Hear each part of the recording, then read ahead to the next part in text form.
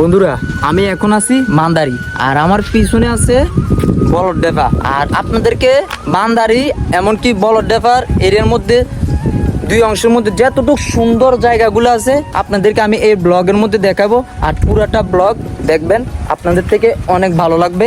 আর আমার পিছনে আছে ঈদগাহ মাঠ, আর সামনে হলো বলদডেফার, সামনে হলো বর্ডার। এই বর্ডার আপনাদেরকে দেখাবো, আর আপনারা আমার সাথে থাকুন, পুরাটা ভিডিও দেখুন।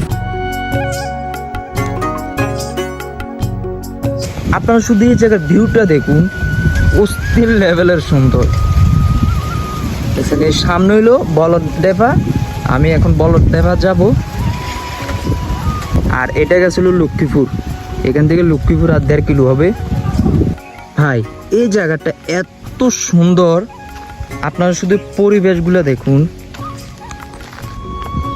এটা হলো বলদডেফার সাইড, এর সামনে যেরকম এই হলো বলদডেফা, আর সামনে এটা কিন্তু বাগান।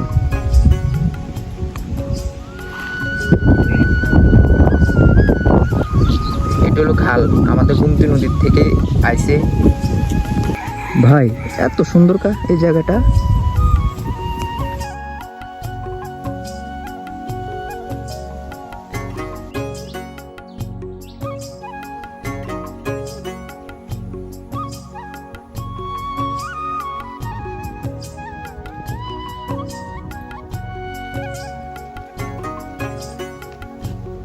আর এই রাস্তাটা হলো মান্দারের রোড, আর এগুলা মান্দারের অংশ।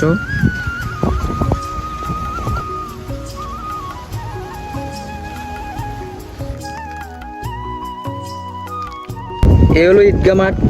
ঈদগাহ মাঠটা সুন্দরই আছে।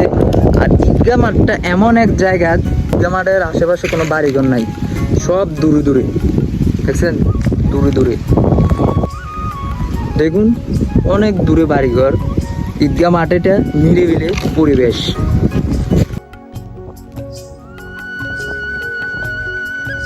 ঈদগাহ মাঠের কোনাত একটা বিশাল একটা গাছ আছে, এটা কি গাছ সঠিক আমি নাম জানি না। এই হলো বলদডেফার ভিউ, দেখুন আপনারা কত সুন্দর লাগে। বলদডেফা রোডটার মধ্যে সবচাইতে বেশি এই জায়গার অংশটা বেশি সুন্দর।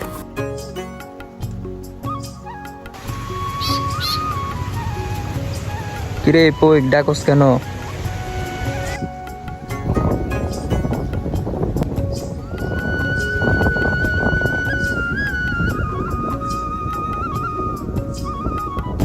আপনার এই পরিবেশগুলো দেখুন কত সুন্দর লাগে।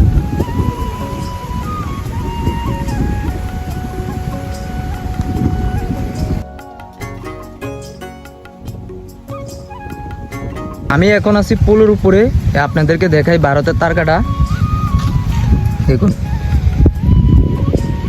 এই হলো ভারতের তারকাটা, দেখছেন এখান থেকে 300 থেকে 500 মিটার দূরে হবে। আর এই দূরে এগুলো দেখেন উঁচা, এগুলো কিন্তু পাহাড়। আর ওই দূরে ঘরের মতন যদি দেখা যায়, দেখছেন এটার ভিতরে কিন্তু বিছাপ থাকে।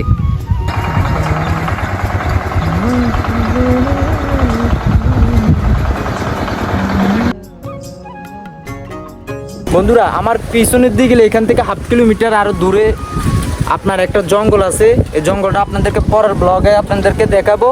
আর এই ব্লগ এখানে শেষ। Bye bye, tata.